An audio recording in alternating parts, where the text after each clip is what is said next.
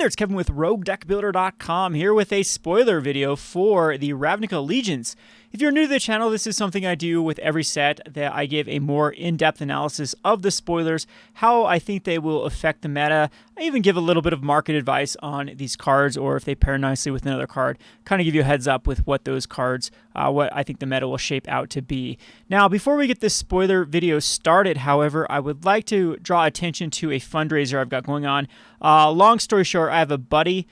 We are abnormally cold here in southern Utah is where I live, and having problems with pipes and problems with the roof. Has to get a new roof. Insurance dropped him because of the roof, and we need to get that roof fixed so we can be back in business. Again, this is a friend of mine, a good friend of mine. He used to actually own his own Magic store. In fact, we started Golden Road Games after his store kind of went under, or he went his own little route. About Richfield, Utah, I don't think is the population that can actually sustain like a legitimate store. Zach and I run Golden Road Games as more of a pro bono type thing, more of what the community wants or needs a game store. We've actually had a lot of people thank us for giving their kids or the bored teenagers a place that to come and just hang out and relax. This is also kind of a merciless area. If one thing with my story of moving to Richfield, I moved from a very urban area of Colorado Springs to Richfield, Utah. I know it was a huge culture shift coming from a more urban area to a rural area, and it was hard to make friends. And I would have killed for a game store to be here when I was young. So that's one of the reasons that Zach and I do this. But anyway, so we're starting a fundraiser for my buddy. You can come and look at the list of cards. He's selling his collection. We're actually selling all of our foils and pre-release cards as well to help it get going. And so right now I've got a bunch of my pre-release cards, foil cards up. What I'm asking for is, of course, we have an asking price. You can offer me a price above buy list. If you look over here in green, this is the buy list price of the highest buy list price I can find. If I can't sell these cards, I'm just going to buy list them all because we do need to generate about anywhere between $4,000 to $6,000 to get this roof repaired and the other expenses in order. So anyway, there's some goodies on here from all the way from recent standard sets, I would say, since the store has been open for foils and pre-releases. And then we'll actually have, Jake is actually selling his entire collection as well on here. And we'll have that up on a different spreadsheet just so we can kind of keep those two separate so we know what sells and what doesn't. But anyway, that's our goal, is to hit about $6,000. And hopefully we can, it's freezing cold here, and I can only imagine what it's like to be going through those issues. So let's get back over to the spoiler video. This is January 3rd. We've got a lot of spoilers to talk about. I haven't actually even seen these yet, so I might need to read through them before I give my analysis. Let's start with Gutterbones. Gutterbones is a 1-mana skeleton warrior. Aw, it's not a zombie. We really need a zombie 1-drop for zombies to actually work, but it is a skeleton. I guess it still does work with a Death Baron. However, there is more things to do with zombies like Liliana than there is with skeletons at the moment. So Gutterbones, 2/1, enters battlefield tapped and return it from your graveyard to your hand. Activate this ability only during your turn and only if an opponent lost life this turn. Interesting card for various builds like Teysa in Commander, where you can have this recurring, especially if you can reduce the cost of activated abilities. I've seen that before. That's from the graveyard there, so actually not. This isn't as good as some of the other ones that exist because you don't get the cast effect off of them. But you can return it from your graveyard for 2 and then cast it for 1. It's going to be hard to net up for infinite combos in EDH, but this is still just another arsenal to your toolbox. I think Teysa does want a card like this just to rinse and repeat. If you looked at my latest deck tech with the Hunt of the Hightower, I use a bunch of these type of cards, like the Reassembly Skeleton, and this is just, it's probably a little bit, I don't know, for a rare, this seems kind of worse than even a Reassembly Skeleton, because it comes into play tapped as a 2/1, and it costs 2. I get that you put it out on turn 1, it's a nice 2/1 beater, and then it does have some ability to come back. Lava Coil in the format, Settle the Wreckage, is not as good as it could be. However, it's still very reasonable for another 2/1. As far as cards this could pair with is the Raider, the Pirate, the 3/2. If you attack the creature, then you are able to draw a card. Same thing with the other zombie Knight, that when a creature dies, you get to draw a card. I think it pairs nicely with that. All right, so we have the Basilica Bell Haunt. This is the 4-mana one. They've had these for all the guilds for 2 white and 2 black. A 3/4 when enters the battlefield, each opponent discards a card and you gain 3 life. Draft Powerhouse.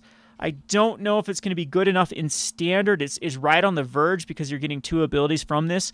I mean, it's right in like the Ravenous Chupacabra slot, though, so keep that in mind. It's got to just really, really be more reasonable than something like the Ravenous Chupacabra. 3 life is relevant, though, for all the Chain Whirler decks out there and the Boros aggro decks, and it's making them discard a card. And that's probably the turn that they're going to want to be casting like Experimental Frenzy, unloading their hand for those type of cards, or even getting like an Ash Cloud Phoenix out of their hand before they're able to cast it.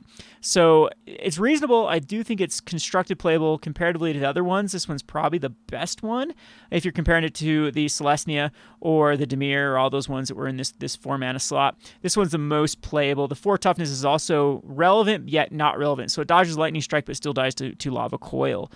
Still dies to the Fine Finality. All right, we have the Pitiless Pontiff. This is 2 mana for a 2/2, sacrifice another creature. It gains Death Touch and Indestructible until end of turn. Unfortunately, there's an activation on this sacrifice, so I think that makes this from playable to poor for constructed. This reminds me of the Cartel Aristocrat back in the day.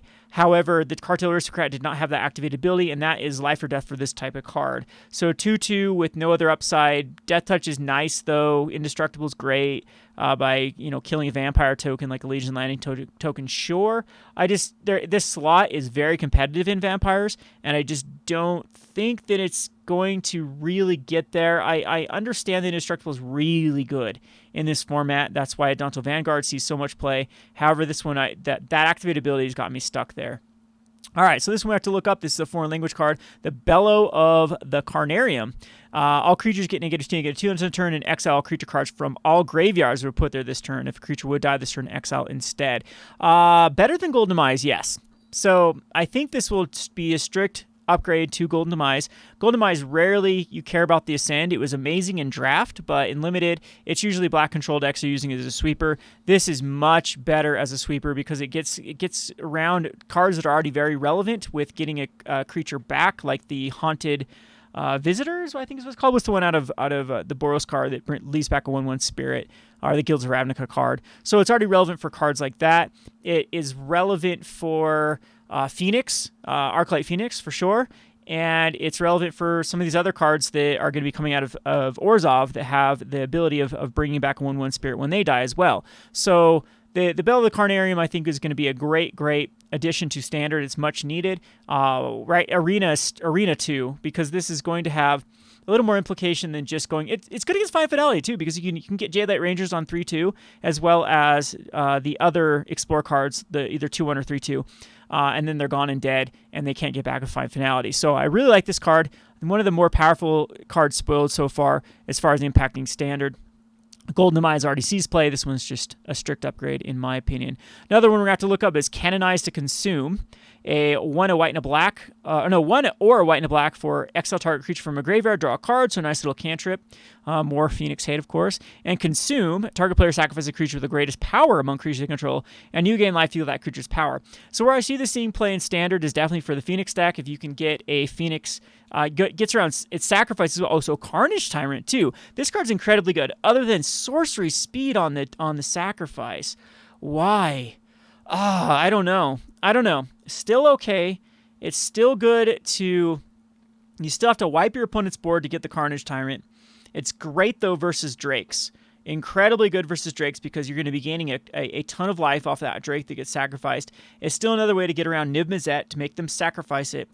And if you just need to cantrip it away, that's not terrible either for exile a card from a graveyard and draw a card. So I do like this card. I wish it would have been instant speed. The sorcery is kind of, well, it's an understatement to say it's very awkward. Typically, you do want instant speed on an effect like this. There's our like Plague Crafter, the one out of M19 it's out of Guilds, that is already competing for this slot, release back a 3/2 body, possibly. It can also get a Planeswalker or a card out of hands. But, I mean, this is definitely a good card, sideboard card for sure. Could be a main card for Arena Best of 1. We'll have to wait and see. Okay, so we have the Alert Maxima. So, High Alert is a 1 a white and a blue enchantment. Creature you control deal damage with toughness rather than power. So it's another way to actually work around Arcades Sabbath, or Arcades the Strategist. And creatures you control can attack as a damn defender. Yep, it can actually make walls work. So for 4 mana, you can untap a creature. So that's not bad. I think Arcades might be able to see play in Standard with another enchantment. The problem is that this comes out on an awkward turn. No, it's okay. So you have a 1-drop defender, you have a 2-drop defender, and they can start, busting in. And that's not bad. I actually like this card. I'll try to make a defender's deck that I'm sure I'll fail with and lose a ton of rating on. Arena. All right, another one we're going to have to look at is Carnival Carnage. This is a black or a red for an instant, deal 1 damage to our creature or planeswalker and 1 damage to his controller. That's reasonable. 4 mana for a Carnage, deals 3 damage to target opponent, and that player discards 2 cards. So I do really like this card again in Rockdose discard. Even in the Dragon deck that I run right now, this might be able to. The thing is, like, what I'm using right now, the 1 damage isn't very relevant to the opponent. The 1 damage to a creature still doesn't get around a Danto Vanguard with the Indestructible, but the Carnage part is actually pretty good. 3 damage to opponent. I wish you could say 3 damage to target opponent or Planeswalker, and that player discards 2 card. So it's a wannabe Blightning type card. Yeah, maybe this isn't as good as I thought it is. I don't know. It's pretty flexible, though. So these flexible cards I'm definitely liking. All right, the Prime Speaker Vanifar. So we have sacrifice another creature, search your library for a creature card with converted mana cost equal to 1 plus the sacrifice creature's converted mana cost. Put that card on the battlefield. Activate this ability only as you could cast a sorcery. So what is this? Almost the Eldritch Evolution on a stick. No, we've had cards like this before. Great commander for sure. Elf Ooze Wizard. That's kind of awkward. An Ooze Elf. So the body is oozing. Okay. 2/4 body. Again, dies to Lava Coil and Find Finality. So that is relevant. And I have a hard time having this see play in Standard. I'm sure you can do some pretty crazy stuff. Yeah, you're going to see me lose a lot of points rating again on Arena with this card, because this can be extremely fun killing those Elvish Rejuvenators to go get a 4-drop and then killing the 4-drop to go. There's some great ETB effects like crazy right now in Standard. Yeah, Elvish Rejuvenator to go get like a Ravenous Chupacabra, and then a Chupacabra to go get what's even bigger than that. Keep going up and getting value off the Prime Speaker. And then get in the back with Find Finality. Oh, yeah. Okay, I like this card a lot. Great build around me card. These are Kevin cards to a T. I'm sure this card will make my top 10 list of cards that I'm looking forward to brew around. The Endraze Forerunners, an 8-mana card. Vigilance, Trample, Haste, 7/7 when it enters the battlefield. Other creatures can go get +2/+2 and gain Vigilance and Trample. I wish it would give Haste instead of Vigilance, because then we'd have a Creator of Behemoth again back in the format. However, this is very reasonable. For a 7/7 to give other things +2/+2, I think Elf Ball still will like it, even though it doesn't give their own Elves Haste. So I do think it's playable with the Vigilance, Trample, Haste, even though it is 8 mana.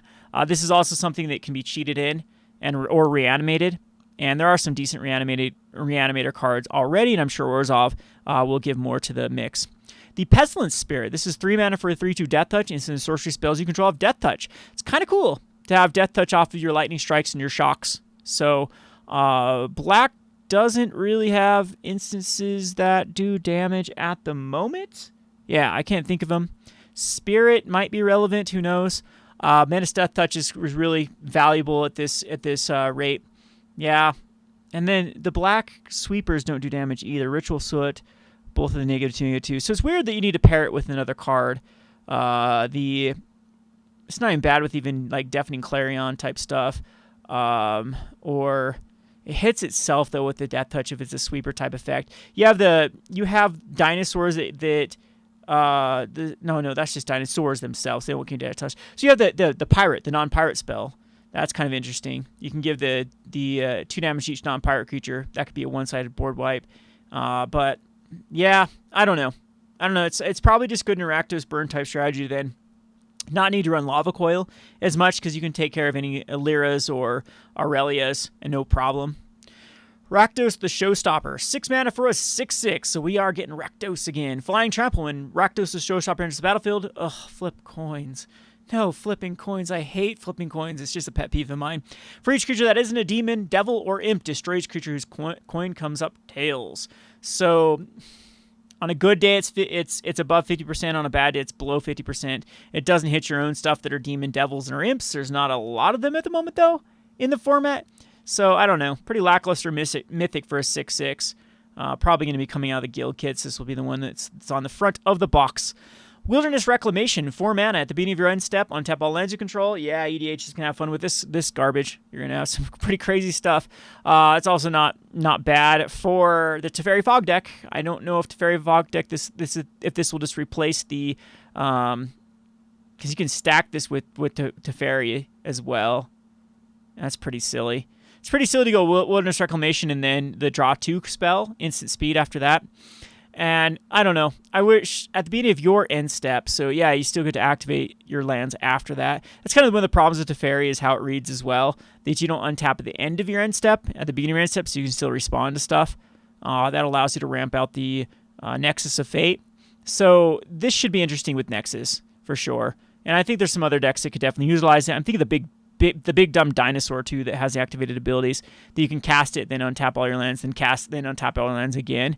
So this will see definitely. This is a card you do not want to be bulking out because it's going to be an EDH powerhouse and it's going to be standard playable. It definitely will be standard playable. The Growth Chamber Guardian has 3 mana for Adept 2, so if it has no counters, put 2 counters on it. And then when 1 or more +1 counters are put on it, you may search your library for a card named Growth Chamber Guardian, reveal it, and put it into your hand. Not a terrible card because it can easily be a 4 for 1, and you have to put it in your hand, so Adept, then you have to throw the other one out. You have a bunch of 4/4s left over. The cool thing about what I like about this is look at that first creature type. Elf, it's an elf. Elf Crab Warrior. Crab people. So Elf Ball, I think, definitely wants the Growth Chamber Guardian because with Marwyn, they're able to just completely flood out. This might give some legitimacy to Elf Ball as we get the finisher with the Boar, as well as more ways to go wide with the Growth Chamber Guardian. All right, the Depose to deploy. Tap target creature, draw a card for 2 mana, and create 2 1/1 colors Thopter artifact creatures. Yeah, that's right, because Dovan Bond brought the Thopters with him. So Thopter artifact creature tokens with flying. Then you gain 1 life for each creature control. It's kind of like a opposite of the Heroic Intervention. So instant speed, gain 2 life, get 2 Thopters is the worst case scenario. Not terrible. Tap a card early. Also not terrible. It's a pretty flexible card. I like the flexibility of it. It can be great and limited. Not quite sure it's there for standard, though, or constructed. Bolrock Clan Crusher. 5 mana for a 4/4. Remove a +1/+1 counter from a creature control to have it deal 2 damage to any target. From creature control. So it's like pairing with Simic pretty well. Oh, no, because they have the +1/+1 counterway as well. And this is going to be a great limited bomb. Not playable for constructed. It's going to be too hard to make it work. The Skargan Hellkite. We get another dragon. Okay, I gotta be. It's a mythic too. My dragon deck definitely wants another dragon. Skargan Hellkite. 5 mana. Riot. Either enters the battlefield with +1 counter haste. Great. Okay, so it's a 4 haste. Flying. Great. 4 mana. It deals 2 damage divided as you choose among 1 or 2 targets. Activate this ability only if it has a +1/+1 counter. This feels really weak for a mythic. 5/5 for 5 that has a 4 mana activated ability. And you can pump in mana. Feels like a sideboard card to me. It doesn't feel like it's main boardable in that slot. You're competing with other things in this slot for sure, especially dragons. This is demanding dragon. Would rather have a 5/5 that gets damage immediately out of the or a creature dead. Or, yeah, this does not feel mythic to me. We get another kind of weird, awkward mythic. I was hoping for a good dragon. 4/4 haste isn't terrible. But you're not going to want to give this haste. It wants to be a 5/5. It's just weak. It's weak. I don't think it can make dragons more viable. Mind you, I'll have to show you my dragon deck. Once I hit diamond, I'll do a deck tech for it. I'm so close to diamond. I'm like 3 ticky marks away from diamond, and I've done it with the dragon deck. And so I'll show you the dragon deck I have going. This does pair well with the Dragon's Horde. It ramps perfectly into it, and the Dragon Horde can also ramp into the ability. And you can use this ability multiple times, which is neat. And, I mean, it's just going to be a mess for... But the thing is, it doesn't help you stabilize versus those go-wide decks. You're going to be dead by the time you can put this out and activate it. So Anivizet is just so much better in this slot, even with the triple blue. I don't know. I don't know how I feel about it. Kind of a letdown. Taste of Karlov. All right, 4 mana. If a creature dying causes the trigger ability of a permanent you control to trigger, that ability triggers an additional time. Creature tokens you control have vigilance and lifelink.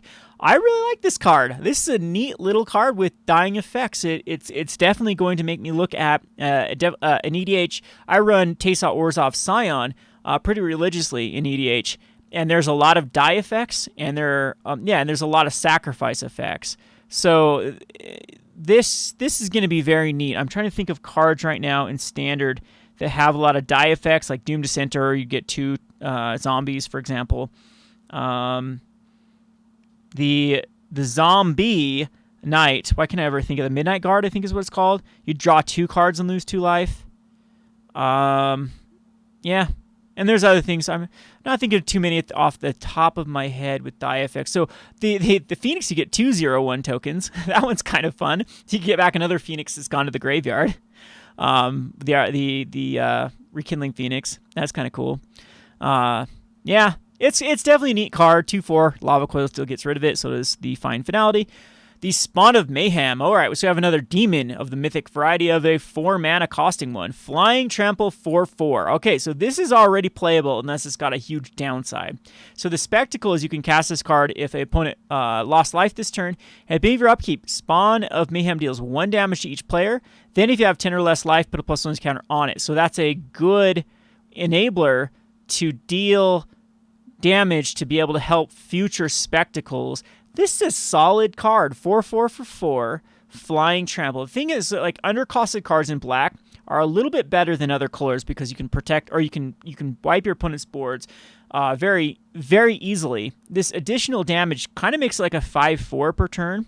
And then when you're under 10 life, it starts getting huge. So this is a great card. It's great in its slot. I don't know if you really can get it, justify playing it over the Doom Whisperer, for example, in this slot. But it's very reasonable, especially Spectacle is going to be a thing. I think that, what's the Liliana, if you control so many different demons, it might actually work now with both Rockdose and with the Spawn of Mayhem and all the demons that already still exist. That'll be interesting if someone can actually pull it off. You also have the Pillar of Origins that can still ramp these cards out, so keep that in mind. You have an artifact they can cast towards these. I'll do it. I'm sure I'll lose some points again on Arena trying to make a crazy demon deck. The Ravager Worm. This is a 5 mana. Oh no, the 6 mana for a Riot. So haste or +1/+1. Whenever Ravager Worm enters the battlefield, choose up to 1. It fights a creature you don't control or destroy land with an activated ability. Mythic, huh? I mean, I get it. If you have ways to just bounce this is a great target to bounce over and over. But yeah, this is 4, 5, 6 mana. You know what? It's not terrible to fight. 4, 5 is kind of awkward, but it becomes a 5, 6, I guess, if you don't want haste. And 4, 5, you do want haste to kill and crash in. And then you can destroy a land with an activated ability, which is pretty decent. To kill the Search for Ascantas. Not terrible. Not a terrible card. It's kind of a weird slot, though, for 6 mana. Huh. Yeah, because isn't that the exact same mana cost as the 4/4 fight card already has, and this is just a little bit better than that, with just one little upside. Another weird mythic. Another kind of like, doesn't quite feel like this should be a mythic. Feels like it should be in the rare slot. Precognitive Perception. 5 mana, draw 3 cards. Addendum, if you cast a spell during your main phase, instead scry 3, then draw 3 cards. Is it going to be able to replace the Jumpstart card? Yeah, I don't know. Maybe as addition to, could allow some of the Teferi decks to run less Teferis, go down to 2 or 3, just because you can plan on digging towards them. I don't know. All right, see if we can get disappointed for the other mythic, the Seraph of the Scales, 4 mana, flying. Seraph of the Scales gains Vigilance. Seraph of the Scales gains Death Touch, Afterlife. When it dies, put 2 1/1s. This one's actually quite reasonable. Once again, doesn't feel mythic to me. 4/3. 3 is very relevant because Lightning Strike that will leave back 2 1/1 spirits. Death Touch is okay. Vigilance is okay. Both have an activated ability, which I don't know if necessarily needed that as an activated ability. Could you just say Flying, Death Touch, Vigilance, and still be on par here with this demon? I would say yes, even with an Afterlife 2. So this is weak for a mythic, in my opinion. It's a bomb and limited for sure, just because of 4/3 with Death Touch and Vigilance is pretty good with Afterlife 2, but it doesn't feel like a mythic to me. That's kind of been the story of the game. All right, let's go on to some of these other cards. I still haven't even seen these. I've been, like I said, very busy with other stuff. Amplifier, 4 mana for a 1/1 ability. Drop you reveal cards at the top of your library until you reveal a creature card. Until your next turn, the base power becomes twice that card's power, and toughness becomes twice that. Put the reveal card on the bottom of your library. Of course, there's some stupid things you could do with this. We have Gigantosaurus in the mix. We also have the buy box promo from Return Ravnica that was, a 15/15? So this could easily be a 30/30. The lesson learned, though, with cards like this is these big, dumb creatures just tend not to really do much right now in the standard format, especially with an upkeep trigger where you can shock it away. It has to live an entire turn as a 1/1, and then you have to basically get lucky with this card because, what else are you going to be putting in your deck with the Amplifier? I guess you could run 4 of these and 1 creature, but then you're more likely to hit to the Amplifier than the 1 creature. You can run 1 of these and 1 creature, and okay, I guess, ish. I know, with maybe some duplicates, or it's pretty bad. All right, Mass Manipulation. 4 mana and double X, gain control of X target creatures and/or planeswalkers. So the first one's 6 mana. That is pretty unreasonable to just gain control of. It gets planeswalkers, though. Next one is 8. Best case scenario is like taking them as that Anateferi from an opponent and hope it doesn't get countered for 8 stinking mana. I think this needs to be instant speed to make Mass Manipulation worth it. Kind of an awkward card. I'm sure this can be fun to pump a crap ton of mana into it in EDH. However, it's hard to play it in standard. It's not that bad of a limited card, except that triple blue is going to give you a headache in limited. Kaya, Orzhov Usurper. 3 mana for 3, loyalty, exile up to 2 cards from a single graveyard. You gain 2 life if at least 1 creature card was exiled this way. Exile target non-land permanent card with converted mana cost 1 or less. And it deals damage to target player equal number of cards exiled that the opponent owns on exile. Feels like a sideboard card versus any decks that want to exile their own stuff. This might be a little more powerful than people are going to give credit to. Sometimes these do-nothing planeswalkers, it doesn't matter, they're not really doing a lot, is if you can tick them up and have that threat. So if you have like a Kaya control deck, you have Vraska's Contempts. You have other ways to exile cards through, Blood Operatives. I'm trying to think what Black and White have. White, I'm sure, has a ton of ways. Even like Rest in Peace with a card like this. So this isn't unreasonable. I think that I have seen this on Twitter. I've seen people really ragging on it. And yes, it's just not good in a vacuum. It's not the greatest card, just like, hey, I'm going to throw Kaya in a deck. But in a deck that you really have a build around with Kaya, this isn't too unreasonable to be gaining 2 life per turn, having other ways to exile cards, and it's definitely not that hard to get 20 cards in exile and then just pop off the ult and just win the game with Kaya. I'm telling you, in a heavy white-black control list that has a lot of exiling with Settle the Wreckage, Vraska's Contempts, there's even Profane Procession, Profane, is that what it's called? Profane? The enchantment that exiles cards. There's Sealaways, there's Conclave Tribunals. Yeah, I'm going to go ahead and build a Kaya deck, and I'm going to show you that this can be your only win con in the deck. And I know that's a bit of a stretch, even to get Kaya up to 10 mana. But, you can still rely on exiling the top card. So, Vicious Rumors as a 1-drop. So they discard a card and put a card from their graveyard into the top of their library into their graveyard. That gives you 2 ammo right there. Yeah, this card is playable. I'm not going to rag on it like other people. It's just not good in a vacuum. It's just not going to be thrown in to any old deck. We'll just put it that way. Judith the Scourge Diva. 3 mana for a 2/2. Other creatures you can go +1/+0. And whenever a non-token creature you control dies, it deals 1 damage to any target. So we have a Blood Artist effect. So that's relevant with the Chamber Sentry Liliana deck. I don't know if I'd want to use this, though. Is red-black Tormenting Voice going to make it better than going into a route of blue with Chart a Course? Possibly. So I definitely think you can make a 2-color... No, because you still need Arcane adaptation, so that's in blue. Anyway, I'm thinking too hard about a pet deck that I have with Arcane adaptation and Liliana. It's a fun deck with Chamber Sentry. However, Judith the Scourge Diva is a great little Aristocrats. Unfortunately, it doesn't work with tokens, and it's a creature you control. 1 damage to any target is more relevant than a Blood Artist, though. This can make a fun commander for sure. Other than it's still tokens, though. But, I mean, you can find some infinite loops, I'm sure. There's Gravecrawler, another zombie, and a sack outlet like a Phyrexian Altar. And then you just do 1 damage forever and ever. Not a bad card. 2/2 for 3. This is a very good card in Limited for sure. And creatures, yeah, other creatures get +1/+0 is pretty relevant right off the bat for a 3-mana spell. And then this is a great card in a Aristocrats type list. I don't know why we call it Aristocrats anymore. It's kind of a dead name. Anyway, Dovan Grand Arbiter. 3 mana for a 3 loyalty. Until end of turn, whenever a creature you control deals combat damage to player, put a loyalty counter on Dovan Grand Arbiter, so you can pump up the loyalty very quickly.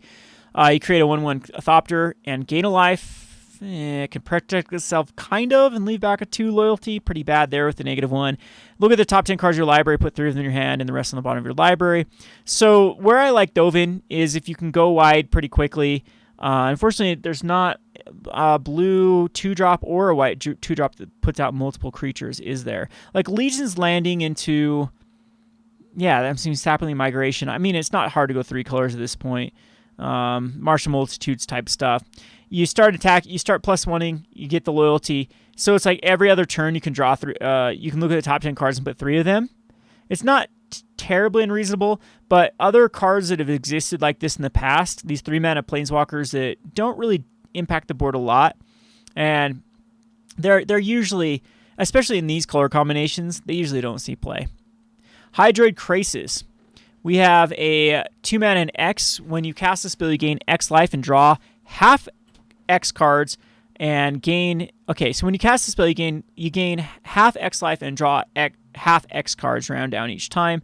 Flying, trample, enters battlefield X+1 counter. So obviously you're going to be running this for a minimum of 4. So you draw 1 card and gain 1 life for a 2/2 flying trample. That's not terrible. If you throw it into 5 mana, you get a 3/3, draw a card and gain a life. That's also not terrible. If you put 6 mana into it, that's where it starts to shine. And, I mean, this is what, like, the Cloud Thresher was. This would be bigger than, like, a Cloud Thresher with the same. Was Cloud Thresher 5 or 6? But that was all. People like that because you can blink it. But for 6 mana, let's just see.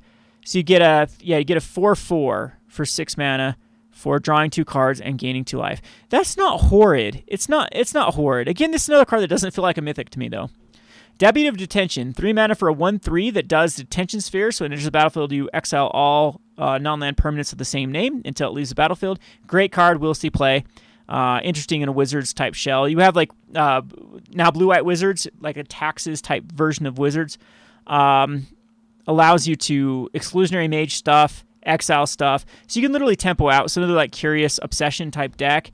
You have some great Wizards. You have Tap Down with the Merfolk.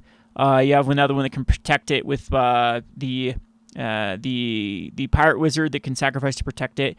This is I think the blue-white Wizards will definitely be a legit deck.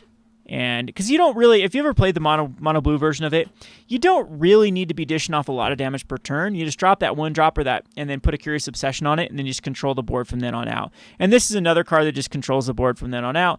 It's right on par with Exclusionary Mage. I think this is a great card. Sphinx of the Foresight. This card I'm really excited about. A 4/4 for 4 mana flying. You reveal this card to the opening hand if you do Scry 3 at the beginning of your first upkeep, so set it up, and that's very important. And at the beginning of your upkeep, you Scry 1. So I actually do think this is a very reasonable card. I think it's a nice switcheroo too, and like Teferi control. 4/4 beater is just 5 turns. So if your opponent like takes out all the removal and you throw in a Sphinx of the Foresight, also helps you set up your opening hand if you draw in your opening hand. And when you actually put this out, it really helps with your scries to get there. I also still do like this in the aforementioned mono blue deck, as once you drop it out, one of the problems with mono blue, the Curious Obsession deck, is you tend to, if you start to flood out, you feel behind, and this will help you against that flooding out. It's still 4/4 for 4 mana, which is very reasonable.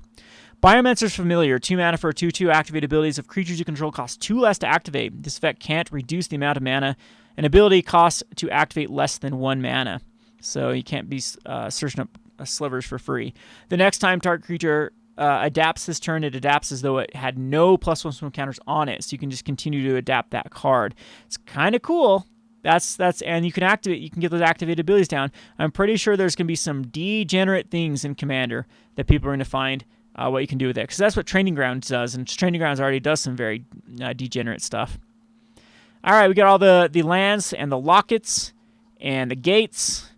And then we've seen all these other cards here. I haven't done a video on this. We'll go over it quickly. Absorb, counter target spell. You gain 3 life. It's competing with the Surveil 1. I actually do think that blue-white decks want this gaining 3 life over Surveil 1 because it's exactly what they want to do, is to basically fog their way into Teferi. Emergency of Powers is a 7 mana. Each player shuffles their hand and graveyard in the library, then draw 7 cards. And then if you cast a spell during your main phase, you may put a permanent with converted mana cost 7 or less from your hand on the battlefield. So it's a pretty good way to dig for a Teferi for sure, and get back a bunch of cards that you've like revitalized and things like that to then kind of make your deck more less lands in them by that point. So you're drawing into more gas. Sphinx's Insight, 4 mana, draw 2 cards. If you cast a spell during your main phase, you gain 2 life. Kind of awkward. I don't think it will ever. It's worse than the Jumpstart version. Incubation, look at the top 5 cards of your library. You may reveal a creature card from among them and put your hand. Put the rest on the bottom of your library in any order. So in a creature-heavy deck, this is a very, very good start to it. And for 3 mana with the Incongruity, exile target creature, that creature's controller gets a 3/3 frog lizard creature token. Not a terrible card again. If you're like a big, beefy creature deck and you need to get rid of a pesky card with an activated ability, sure. We have the Gruul Spellbreaker, which has Riot, so it's a 4/4 or a 3/3 with haste. And as long as it's your turn, you and Gruul Spellbreaker have Hexproof. So Settled Wreckage. This is going to be Red-Green's version of Chalet for making it so that you cannot be targeted with the Settled Wreckage. And it also has Hexproof itself. It's a 4/4 beater, a 3/3. Very, very versatile card. And the Frenzied Arnix, Arenix, however you say that, 4 mana for 3/3, trample, riot, so it's a 4/4 or 3/3 haste, gets for super serial. This is going to be a great limited card. Bedevil, destroy target artifact creature, planeswalker. Not bad. That's a great little card. I mean, I probably prefer Dreadbore at this point, but instant speed is okay.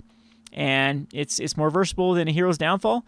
And it's more versatile, I think, than Vraska's Contempt for Rakdos, as it can hit artifacts, which is relevant right now. There's enough treasure maps and Immortal Suns going around in the meta where I think that artifacts are actually something that can be killed. Zagana Utopia Speaker, 4 mana for a 4/4. Zagana enters the battlefield if you control another creature with a +1 counter, draw a card, and you have Adapt 4, and each creature you control with a +1 counter on has Trample. Pretty bulky, in my opinion. 8/8 Trampler once you adapt it. And you draw a card if it has a +1 counter. But yeah, pretty bulky. Flying, Adapt 1, pretty filler. The Oligarch has Afterlife, Vigilance 1, a 2/1. Unfortunately, it's a Human Cleric. I think this would be much more playable if it was a Knight or a Vampire. But yeah. Tide Taker, spells during your opponent's cast on your turn cost 1 less. And activated abilities cost 1 less, unless they're mana abilities. So 2/1 with Afterlife. This card is very, very good in a Boros Tempo Shell. And I think I've already covered all of these type of cards. But this has been the spoiler video for Ravnica Allegiance. It seems to be a very, very well done set so far. A lot of build around me cards.